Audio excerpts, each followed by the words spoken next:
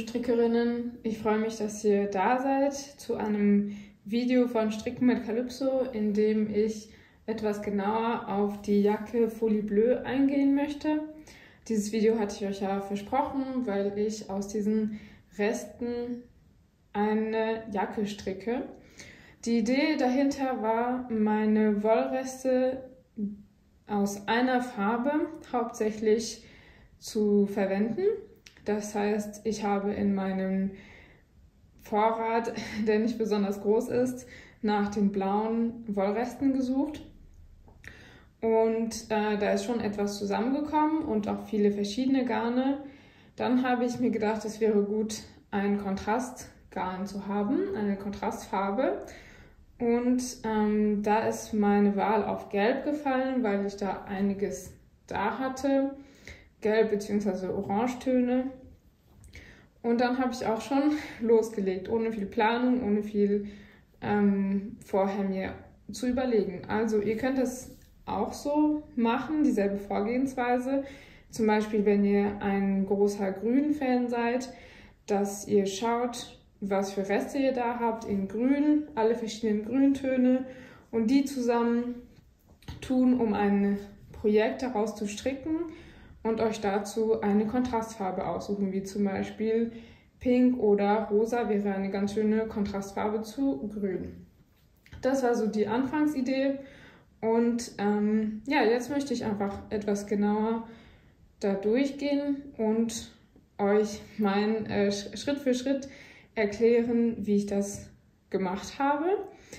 Das heißt, aktuell habe ich den Rücken und die beiden Vorderteile fertig gestrickt.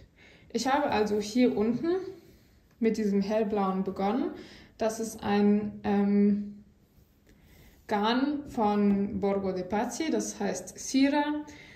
Es ist auf jeden Fall ein pflanzliches Garn. Da habe ich einen italienischen Maschenanschlag gemacht und ein paar Rippen gestrickt. Danach wollte ich gerne diese diagonale Linie hier haben. Die habe ich erhalten, indem ich verkürzte Reihen gestrickt habe. Also habe ich hier die verkürzten Reihen gemacht und damit es natürlich hier wieder gerade wird, habe ich in einer Kontrastfarbe, nämlich diesem Gelb, das ist Merino-Garn, das ich selbst gesponnen habe, ebenso verkürzte Reihen gemacht, aber in die andere Richtung. Dieses Blau, was ich hier mit eingestrickt habe, das ist eine Art Beilaufgarn, das sehr, sehr dünn ist. Und ja, das habe ich einfach so mitgestrickt, weil es ziemlich dünn ist und auch nicht reißfest. Als ich dann in die andere Richtung die verkürzten Reihen fertig hatte, war ich dann wieder auf einer Höhe. Und hier möchte ich kurz einwerfen, dass dieses Ballonartige, dass es sich hier so wellt, daran liegt, dass ich im Rücken, also auf der anderen Seite, eine Tasche einstricke, eine Tasche im Rücken. Darauf werde ich aber erst ein bisschen später eingehen, aber nicht, dass ihr euch wundert, warum sich das hier so wellt. Ich habe das Teil schon einmal gewaschen und gespannt, aber eben nicht diese zusätzliche Schicht, mit der die Tasche hier gemacht ist. Aber gleich mehr dazu. So, dann habe ich weiter gestrickt in diesem melierten Garn, das ist Carmen von Gusto Wool und hier auch ein paar Reihen dazwischen geworfen in einem Garn von Pasquali. Genauso habe ich hier ein bisschen in Taser gemacht mit dem Garn von Pasquali und dem Carmen Garn. Deswegen seht ihr hier ein kleines Rechteck in Gelb-Orange. Genau, danach bin ich hier weitergegangen und habe in diesem Gelb-Orange eine Biese gestrickt. Und diese beiden Garne haben eine Stärke von Sockengarn. Da habe ich hier eine Biese gemacht und hier eine zweite Biese. Das ist auch ein Sockenwollgarn. Ich weiß nicht mehr welche Marke, das war schon ziemlich alt. Aber auf jeden Fall habe ich eine zweite Biese gemacht und hier genauso verkürzte Reihen, um erneut eine diagonale Linie zu erhalten, die in die entgegengesetzte Richtung geht, als die ich hier unten bereits gemacht hatte. Also die Linie geht in die Richtung und diese diagonale Linie in die Richtung. Um hier wieder eine Höhe zu erhalten, habe ich hier mit einem Mohair-Garn von Adels Mohair weitergemacht und ebenso verkürzte Reihen, um das wieder auf einer Höhe zu haben. So, und bevor ich hier weitermache mit dem Schulterbereich, würde ich gerne auf die Zöpfe hier eingehen. Und zwar muss ich kurz einfügen, dass ich bei den Vorderteilen sehr viel doppelt gestrickt habe und dadurch der Stoff doppelt so dick war wie hier der Teil im Rücken. Und ich wollte das etwas ausgleichen.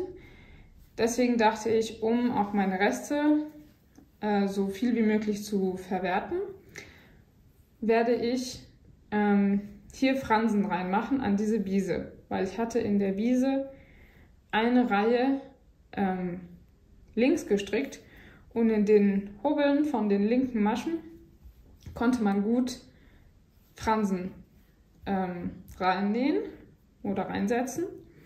Und da habe ich verschiedene Garne verwendet, die man durch das ganze Teil hier wiederfindet. Unter anderem dieses Garn, das habe ich selbst gesponnen an der Handspindel. Die Zöpfe werde ich hier jetzt nicht so lassen, sondern hier ein bisschen abschneiden, damit es ein bisschen sauberer wirkt.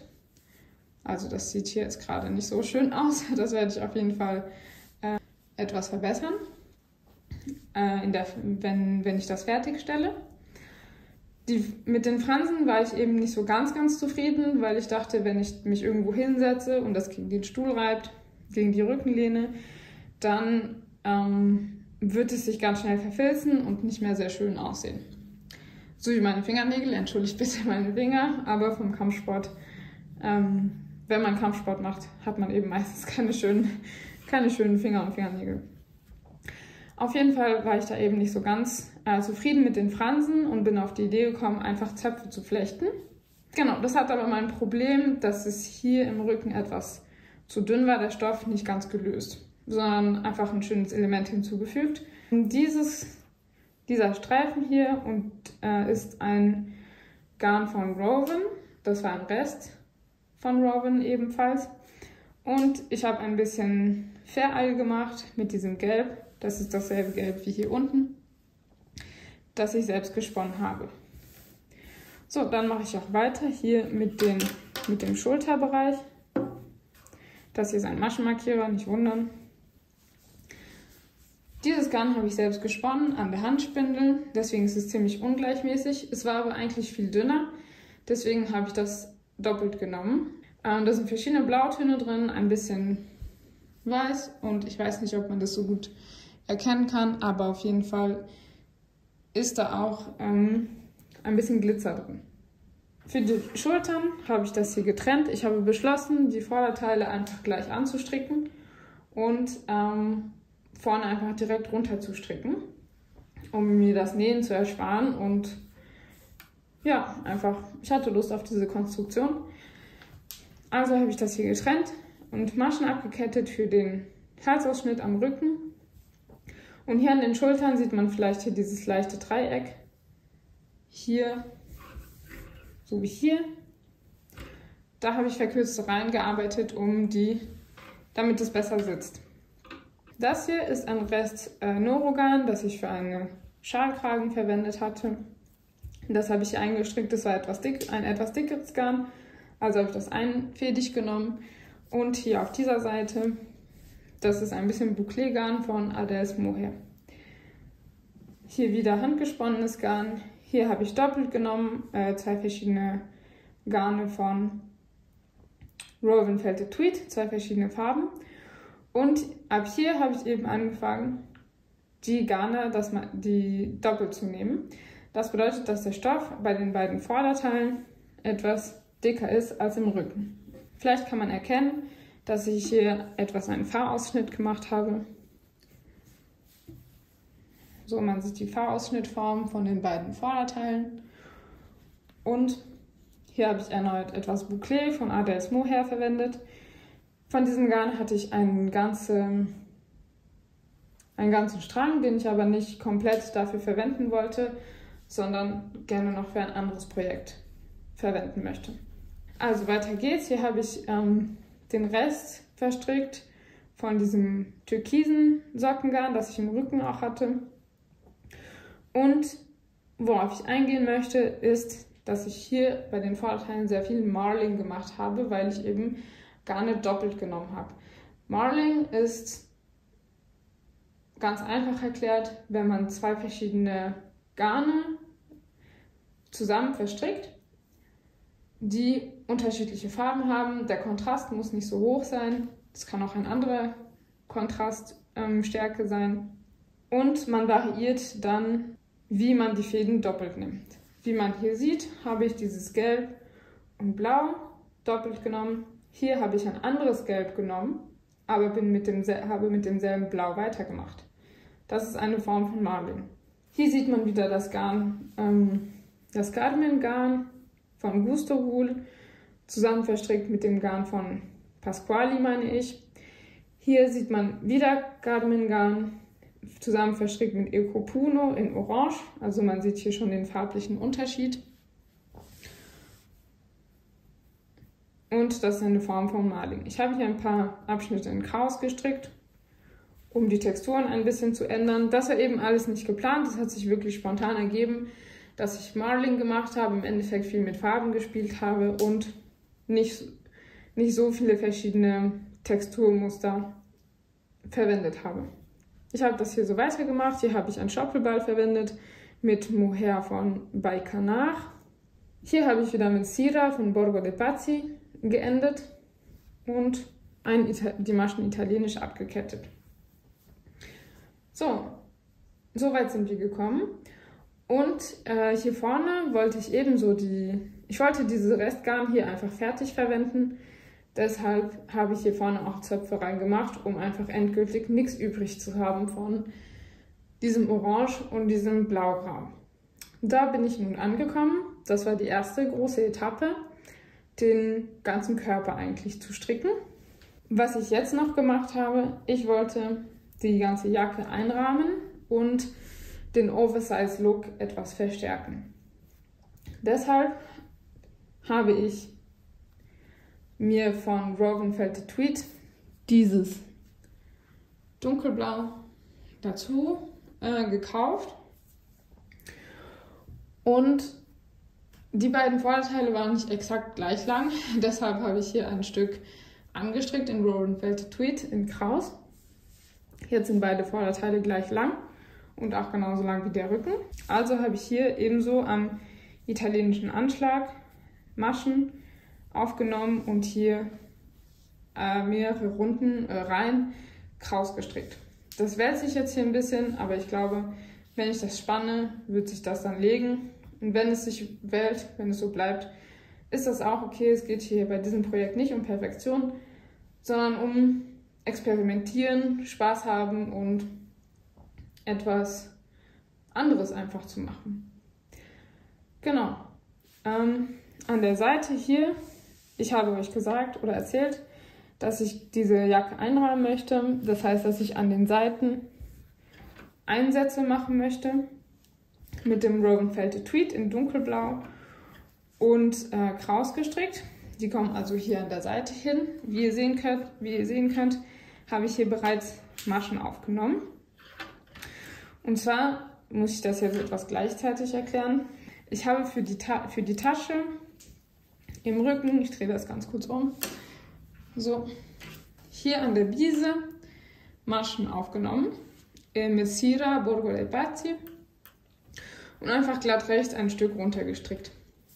So, dann habe ich an dem italienischen Anschlag unten Maschen aufgenommen und die Maschen so wie mit 3 Nadeln abgekettet, aber ich habe sie nicht abgekettet, sondern die einfach immer 2 Maschen zusammengestrickt. Eine Masche von diesem Stoffteil und eine Masche von dem Rückenteil.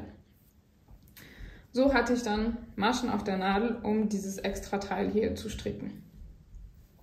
Hier ist es noch offen, weil wie gesagt, das hier zieht sich ein bisschen zusammen, weil ich das noch nicht gewaschen und gespannt habe. Aber es wird sich auf jeden Fall lockern. Genau, hier werde ich das wahrscheinlich also genauso machen wie auf dieser Seite. Hier habe ich eine Öffnung gelassen für den Rückenbeutel oder die Rückentasche. Ich hatte vorher schon sehr viele Fäden vernäht. die mitten im Stoff hier sich befanden und nur die Fäden an den Kanten gelassen, die ich möglicherweise zum Vernähen oder irgendwie verwenden könnte. Die werde ich erst ganz am Ende vernähen.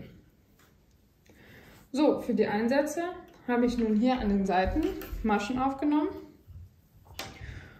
und wie ich bereits versucht habe zu erklären, habe ich immer durch beide Stoffschichten durchgestochen mit der Nadel und eine Masche aufgenommen. Auf diese Weise haben sich beide Schichten miteinander verbunden und gleichzeitig habe ich eben die Maschen für diesen Einsatz hier an der Seite aufgenommen. Hier habe ich eine Öffnung gelassen. Wie ihr sehen könnt, habe ich hier nur durch die Stoffschicht für die Tasche mit der Masche eingestochen, mit der Nadel eingestochen, um Maschen aufzunehmen, während ich hier durch beide Schichten durchgegangen bin mit der Nadel, um Maschen aufzunehmen.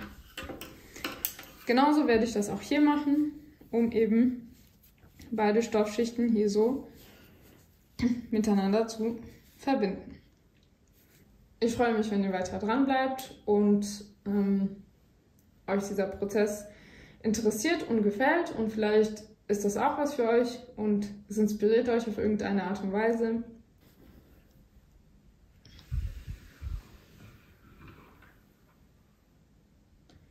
So sieht die Jacke also von vorne aus. Man sieht hier den V-Ausschnitt, die vielen schönen Farben. Die Zöpfe werde ich hier noch etwas sauberer abschneiden. Folie Bleu war das. So ist gerade der Stand. Und ich freue mich jetzt daran weiter zu stricken. Hallo meine Lieben, hier sind wir ein paar Wochen später und wollte euch gerne die Fortschritte zeigen, bevor ich es fertigstelle. Ich habe in der Zwischenzeit die seitlichen Einsätze gemacht, die ihr hier sehen könnt. Da habe ich Maschen aufgenommen an den Seiten und mit verkürzten Reihen diese Einsätze gemacht, sodass es hier oben etwas schmaler ist als hier unten. Diese Einsätze habe ich mit der 3-Nadel-Technik abgekettet, sodass die Abkettung draußen aufliegt und das aussieht wie eine falsche Naht. Auf der anderen Seite habe ich es ebenso getan. Genau, damit diese Jacke ein bisschen besser sitzt und ein bisschen weiter ist. Was ich noch gemacht habe, ist unten auf der einen Seite das Bündchen hier anstricken, weil die eine Seite kürzer war. Die eine Vorderseite kürzer war als die andere. Ebenso habe ich hinten Bündchen angestrickt. Das ist hier jetzt der Rücken. Und hier zieht sich das hier so ein bisschen zusammen. Das ist also das untere Bündchen und das ist alles Teil des dunkelblauen Rahmens, den ich noch hier für Folie Bleu schaffen wollte. Diese Schicht hier im Rücken zieht sich ein bisschen zusammen und ist so ein bisschen gewölbt an manchen Stellen, weil ich hatte euch von dieser zweiten Stoffschicht erzählt, hier im Inneren. Diese zweite Stoffschicht habe ich gemacht, indem ich hier Maschen aufgenommen habe, auf der Innenseite bei der Biese und runtergestrickt habe. Beide Stoffschichten, die innere und die äußere, lagen also aufeinander und ich habe an beiden gleichzeitig Maschen aufgenommen, um das Bündchen hier zu stricken. Das hat es mir erspart, beide Schichten, die äußere und die innere, zusammenzunähen.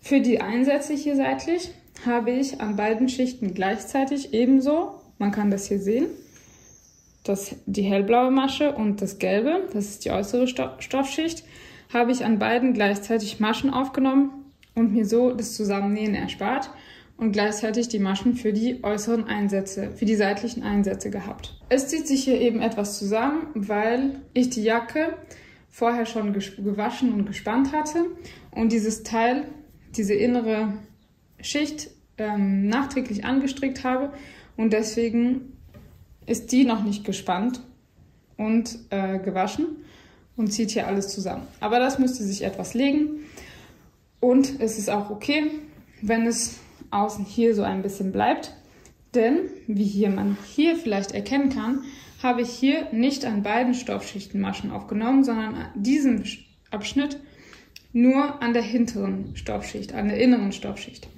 Und dadurch habe ich hier im Rücken eine Öffnung und eine Tasche.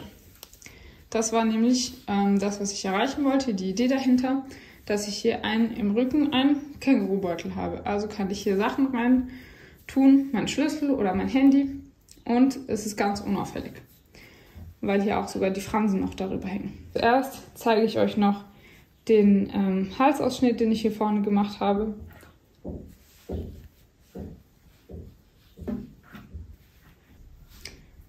Ich habe hier entlang, drumherum, komplett Maschen aufgenommen.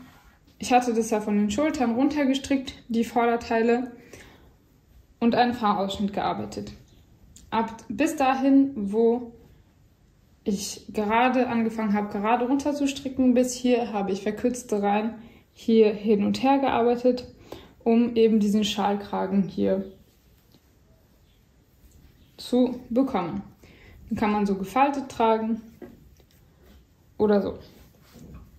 Dazu habe ich jetzt auch Maschen für die Ärmel aufgenommen und ebenso habe ich hier verkürzte Reihen an den Schultern gemacht, ca. 3 cm, damit das besser sitzt an der Schulter, auch wenn das hier schon ziemlich breit ist und an der Schulter schon runterfällt. Aber trotzdem wollte ich es vermeiden, hier in der Achsel zu viel Stoff zu haben und habe deswegen hier 3 cm verkürzte Reihen gearbeitet. Das ist der erste Ärmel, der zweite wird also noch kommen. So, sobald die Jacke gespannt und nochmal gewaschen sein wird, wird das hier sich ein bisschen legen. Aber wenn das ein bisschen so bleibt, ist das auch nicht schlimm, denn hier ist eben diese Rückentasche. Genau, hier sieht man die seitlichen Einsätze ganz gut und das Bündchen hier unten. Das war's für die Erklärung und als nächstes kommt ein Video von der fertigen Jacke. Viel Spaß!